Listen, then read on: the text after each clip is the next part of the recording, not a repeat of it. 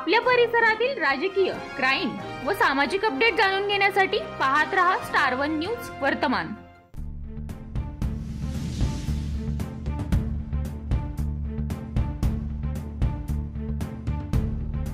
एक सर्वसाधारण उमेदवार, त्यांचे चुनाव चिन्ह आहे हार्मोनियम। तेही आपले नशीब आजमावू पाहतायत। 2024 खानापूर विधानसभा मतदारसंघातील 2024च्या निवडणुकीमध्ये अपक्ष उमेदवार म्हणून निवडणूक लढणारे उत्तम शामराव जाधव, त्यांचे चुनाव चिन्ह आहे हार्मोनियम। हे उमेदवार आपल्या स्वतःच्या टू व्हीलर गाडीला प्रचाराची गाडी म्हणून तयार करून प्रत्येक गावी जाऊन स्वतःचा प्रचार करत असून एक आगळा वेगळा प्रचार त्यांच्याकडून करण्यात आला। या प्रचारादरम्यान आमच्या प्रतिनिधींनी त्यांना काही प्रश्न विचारले असता काय म्हणाले उमेदवार उत्तमराव जाधव उर्फ माऊली, चला जाणून घेऊया स्टार वन न्यूज वर्तमानच्या माध्यमातून। जाऊ द्या विधानसभेवर जाऊ द्या, विधानसभेत बसल्यात चोर ते करतात काळबेर। विधानसभेची वारी उमेदवार आपल्याद्वारी। मतदार बंधू आणि भगिनींनो, 2024च्या या निवडणुकीमध्ये मी उत्तम शामराव जाधव, गाव सुलतान गादे, तालुका खानापूर, जिल्हा सांगली, या निवडणुकीमध्ये मी का उभा राहिलो मायबाप हो, कारण देशाला स्वातंत्र्य मिळून 78 वर्ष झाली, परंतु अजून खऱ्या अर्थानं आपल्याला स्वातंत्र्य मिळालेलंच नाही। तुम्ही असं म्हणाल कसं काय मिळालेलं नाही, तर आज आपण निवडून दिलेले पुढारी हे दर 5 वर्षांना आपण निवडून देतोय। 78 वर्ष झाली देशाला, तेच पुढारी आपण निवडून देतोय आणि त्याच घराण्यातली ती लोक आहेत। म्हणजे ही घराणेशाही नाही का? सत्तेचं विकेंद्रीकरण झालं तर लोकशाही मजबूत होईल आणि ही घराणेशाही जर तशी राहिली तर आपण गुलामगिरीतच जाणार आहोत। पुन्हा राजेशाहीच्या मार्गावर आपला देश जाईल आणि गुलामगिरीतच जाईल। दुसरी गोष्ट, आज आपण मतदार राजे आहोत, परंतु दुर्दैव आहे की आपले मतदार आपण मतदान देऊन जे लोकप्रतिनिधी आपण निवडून देतोय ते मतदान झाल्यानंतर ते आपले राजे बनतायत आणि 5 वर्ष आपल्याकडे ढुकूनही बघत नाही। 5 वर्षानंतर पुन्हा निवडणुकीला सामोरं आणि 5 वर्षाची लुटलेली संपत्ती आहे, अमाप संपत्ती, त्या संपत्तीचा एवढा विपर्यास करतात। 100 कोटी रुपये एका निवडणुकीत एक उमेदवार आमदार खर्च करतोय। ही कसली लोकशाही आहे? त्यांचे कार्यकर्ते हातात झेंडे घेतायत आणि त्यांचे प्रचार करत सुटतायत। निवडणुकीमध्ये दहाबे फुल आहेत, हॉटेल फुल आहेत आणि जनता सुद्धा एवढी लाचार बनलेली आहे की जो पैसे वाटतोय, जो जेवण येतोय त्यांच्याकडे जनता पळते आहे। ही देशाची ही गुलामगिरीकडचीच वाटचाल आहे। म्हणून मतदार राजा जागा हो, राष्ट्राचा तू धागा हो, सळू दे तुझं रक्त आणि कर या भारत देशाला भ्रष्टाचारातून मुक्त आणि गुलामगिरीतून मुक्त। मतदार राजांना मी एक आवाहन करतोय की आपल्या देशामध्ये ज्यावेळेला समाज अडाणी होता त्यावेळेला सरकारने एक नारा दिला होता, साक्षर जनता भूषण भारता। पण आजची दयनीय अवस्था जर निवडणुकीमध्ये बघितली तर लाचार जनता आणि भ्रष्ट नेता अशी अवस्था आहे देशाची।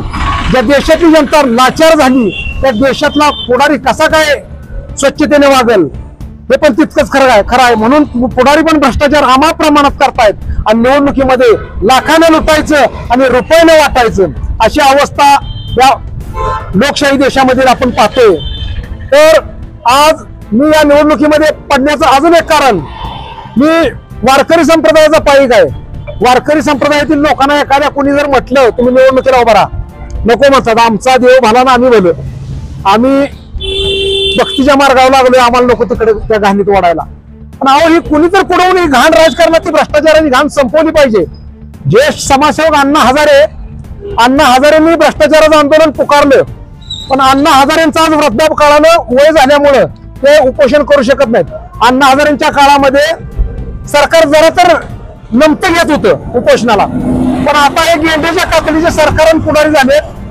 जर एखाद्यानं आंदोलन केलं तर ते आंदोलन मोडीत काढलं जाते। जाधव साहेब, एक प्रश्न मी विचारू इच्छितो तुम्हाला। तुम्ही ज्या निवडणुकीला उभे आहात त्या निवडणुकीमध्ये बरेचसेच कॅन्डिडेट म्हणजे 14 कॅन्डिडेट आहेत, यामध्ये 14 उभे असून त्यांनी तुमचा त्यामध्ये एक 14वा 13वा नंबर आपण काय असेल ते धरू, परंतु वरच्या जे लेवलचे तुमचे प्रतिस्पर्धी आहेत त्यांची जोरात आणि अति जोरामध्ये प्रचार त्यांचा चालू आहे. आजच सुहास भैया बाबर यांनी असं भव्य स्वरूपाची रॅली काढून त्यांनी आणि जनसमुदाय गोळा करून एक शक्ती प्रदर्शनच केलंय. त्याचप्रमाणे आपले महाविकास आघाडीचे आपले वैभवदादा पाटील यांनीही रात्री शक्ती प्रदर्शन केलंय आणि मोठ्या मोठ्या नेत्यांना बोलवून त्यांनी आणून आणि त्यांची प्रचार सभा वगैरे हे पार पडलेली आहे. त्या उद्देशून तुम्ही कितपत त्यांना तोंड देऊ शकता? मायबाप हो, मी माझ्या डोळ्यामध्ये अश्रू येत आहेत. मी एक गरीब घराण्यातला एका कष्टकऱ्याचा मुलगा आहे. माझे वडील रोजगार करत होते. संपूर्ण गावाचा रोजगार माझ्या वडिलांनी केलेला आहे आणि घराला कपडे मिळत नव्हते. 10वी पर्यंत मला पायात चप्पल मिळालेलं नाही.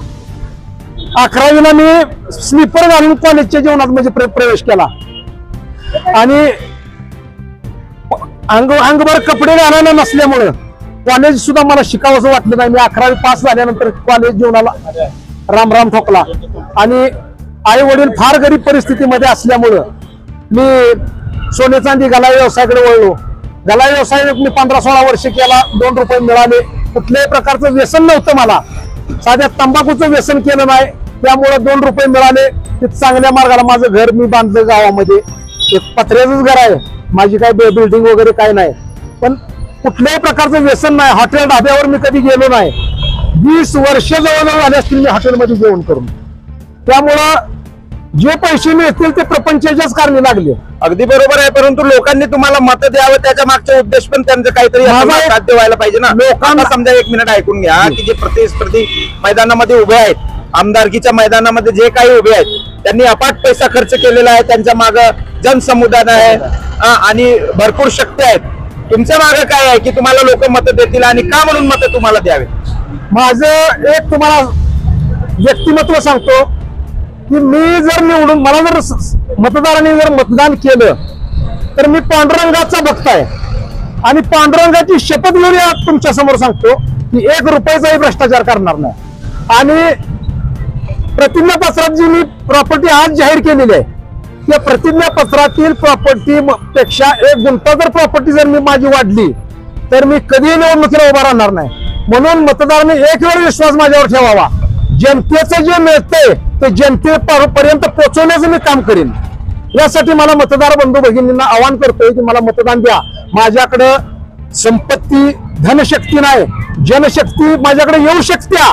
मला गावातले माझे मित्रमंडळी माझ्याबरोबर येऊ शकत्या. पण आज त्यांना जरा माझ्याबरोबर घ्यायचं म्हटलं तर त्यांच्या गाडीत पेट्रोलचा खर्च आला, त्यांच्या नाश्ता पाण्याचा खर्च आला, त्यांच्या जेवणाचा खर्च आला. मी एवढं नाही ना त्यांना पुरवू शकत. मग तुम्ही काय या क्षेत्रामध्ये उतरलात? का लढवायची निवडणूक तुम्हाला? जर तुम्ही त्यांचं 4 माणसांचं जर कर्ज भागवू शकत नसाल, सोबत घेऊन सगळ्यांनी खर्च जर करू शकत नसाल तर का या 2024च्या निवडणुकीमध्ये तुम्ही आमदार म्हणून सगळ्यांनी हो पाहताय? या आपल्या स्वतंत्र भारतामधला भ्रष्टाचार संपवावा. दुसरी गोष्ट माझ्या जाहीरनाम्यामध्ये मी जी मुद्दे दिलेले आहेत, आज न्याय व्यवस्था भ्रष्ट आहे. लोकांना हयात गेली तर न्यायालयामध्ये सुद्धा न्याय मिळू शकत नाही. दुसरी गोष्ट आज समृद्ध जीवन ग्रुप, पल्स इंडियाचे पैसे असतील, पॅन कार्ड मध्ये गोरगरीब जनतेचे पैसे आहेत. हो मायबाप, त्या रोजगार करणाऱ्या लोकांनी त्यात पैसे गुंतवलेले आहेत. सरकारही कधी त्या सरकार सुद्धा त्या पैशाबद्दल बरं का, सरकार सुद्धा त्या पैशाबद्दल आवाज उठवत नाही आणि विरोधक सुद्धा त्या पैशाबद्दल आवाज उठवत नाही. परंतु तुम्ही 2024च का निवडले आमदारकीसाठी? कारण आता माझं वय जवळजवळ 50 वर्ष मी पार. याच्या आधी तुम्हाला कधी सुचलं नाही का आपण या क्षेत्रामध्ये उतरावं? किंवा तुमचा राजनीतिकचा कसं काय अनुभव आहे यामध्ये? राजनीतिक अनुभव मी वारकरी संप्रदायात असल्यामुळे आणि युवक मित्र संतवीर बंडातात्या कराडकर यांच्या बरोबर मी जवळजवळ गेली 20 वर्ष आहे. त्यांच्या व्यसनमुक्ती युवक संघटनेच्या महाराष्ट्र राज्य कारणीवरती मी 5 वर्ष काम केलं आणि संघटनेशी अजून सलग 20 वर्ष मी संलग्न आहे. तुमचा जनसंपर्क काय आहे? जनसंपर्क व्यसनमुक्तीचा मी प्रचार प्रसार आणि प्रबोधन महाराष्ट्रभर फिरून करतो. तुम्हाला ठाम विश्वास आहे की लोक तुम्हाला मत देतील ना, तुम्हाला निवडून देईल? माझ्याकडे एक अधिष्ठान पांडुरंगाचं अधिष्ठान आहे. मी आज वारकरी पताका खांद्यावर घेतलेली आहे आणि माझ्या पाठीमागे वारकरी संप्रदायाची ताकद उभी राहू शकते. आणि हा माणूस विधानसभेत गेला तर लबाडांना हे ठोकल्याशिवाय राहणार नाही. म्हणून विश्वास आहे लोकांना की हे मतदान यांना दिलं तर ठीक आहे, तुम्ही म्हणता त्याप्रमाणे आपण मानून चालूया. समजा तुम्ही आमदार झालात, तुम्हाला मत मिळाले बहुमत, तुम्ही 286 मतदारसंघातील आमदार झालात, तर तुम्ही कुठल्या पक्षाला पाठिंबा देणार किंवा कुठल्या पक्षात जाणार? जो पक्ष कोणता असू द्या, मी कोणत्याही पक्षाचं काम करणारा माणूस नाही हे ध्यानात घ्या. कारण सर्व धर्म समभाव हा वारकरी संप्रदायाचा पाया आहे. सर्व जाती धर्म आज कोण मुसलमान महार मांग चांबार असं कोणी आमच्या संप्रदायामध्ये मानत नाही. सर्व धर्माचे आज मुसलमान असतील ते सुद्धा कीर्तन करतात.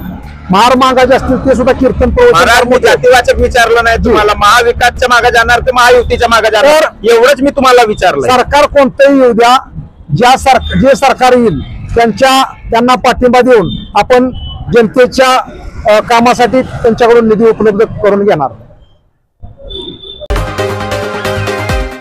अशा बातम्या पाहण्यासाठी आमच्या चॅनेलला लाईक, शेअर, सबस्क्राईब करा.